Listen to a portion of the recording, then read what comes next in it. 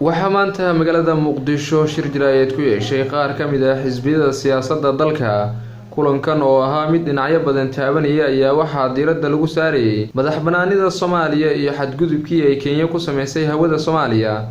ugu horreynna waxaa madasha ka hadlay gudoomiyaha xisbiga midnimada jamhuuriga Cali Maxamed Nuux isagoona saxaafadda u akhriyay ujeedka shirkan iyo warmurtiyeedkii ka soo baxay. qodobada soo socda xisbiyada siyaasadda Soomaaliya waxay cambaareynayaan daandaansiga iyo aflagaadada ay qaar ka mid ah madaxda Kenya ku hayaan dalka Soomaaliya, isla markaana waxay ku wargelinayaan daneeyayaasha iyo diblomaasiyiinta Soomaaliya in maanta ay khatar ku jirto madaxbannaanida Jamhuuriyadda Federaalka Soomaaliya kadib markii ay caddaatay amar diido iyo faragelin cad oo ay sameeyeen qaar ka mid ah siyaasiyiinta Kenya.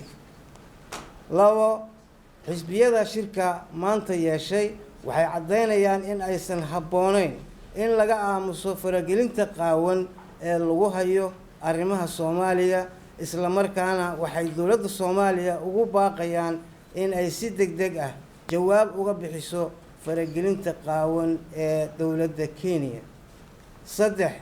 xisbiyada siyaasadda ee maanta kulanka yeeshay waxay soo jeedinayaan in si degdeg ah ay xukuumaddu ula timaado qorshe siyaasadeed oo uu dalku doorasho ku aado, xalna laga gaaro isfahamwaaga siyaasadeed ee dalka ka jira, isla markaana xukuumaddu ay xisbiyada siyaasadda dalka ka qayb geliso wada tashiyada iyo arrimaha masiiriga ah ee dalka. xisbiyada ayaa sidoo kale waxay ka hadleen kulankii ka dhacay Kismaayo oo ay ku sheegeen in kulankaasi aanu ahayn mid u adeegaya ujeedadii la isugu tegay iyo isu soo dhawaanshaha arrimaha Soomaaliya. shirkaasina uu ahaa mid u muuqday dab ololaya oo batrool lagu sii shubay.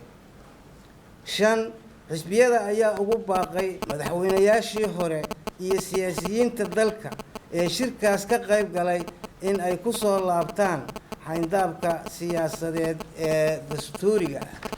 ugu dambeynna waxaa goobta ka hadlay Cabdullaahi Sheekh Xasan, gudoomiyaha xisbiga Midowga Nabadda, isagoona sheegay in dowladda Soomaaliya lagu fadhiyo jawaabtii xadgudubkii ay sameysay dowladda Kenya. ninka waxa naga dhaxeeyo waa afka Soomaaliga ku hadlay, wax kale naga dhaxeeya ma jirto.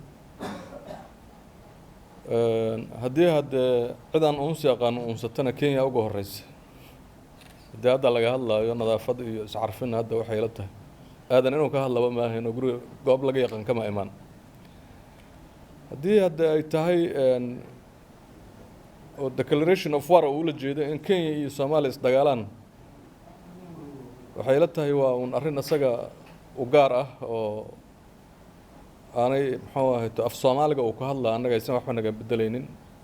wuxuu ku metelayay cadawga Soomaaliya uu ku metelayay anuu ka mid ahaa. muhiimaddu waxay tahay marka dowladda Soomaaliya inay arrintaa ilaa hadda laftirkeedu aamusanaantahay ka aamusan tahay, xisbiyadu inaanay ku faraxsaneen iyo shacabka Soomaaliyeedba. Kenya annaga waxay noo soo dhoofisaa sunay noo soo dhoofisaa $3 milyan ay ku qaadato habeenkii.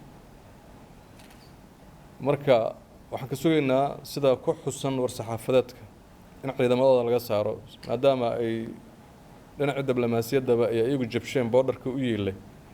hadda ciidanka hore wuxuu dhagmayaa ciidan gumeysi. Ismaaciil Adan Bariise, Somali Cable TV, magaalada Muqdisho.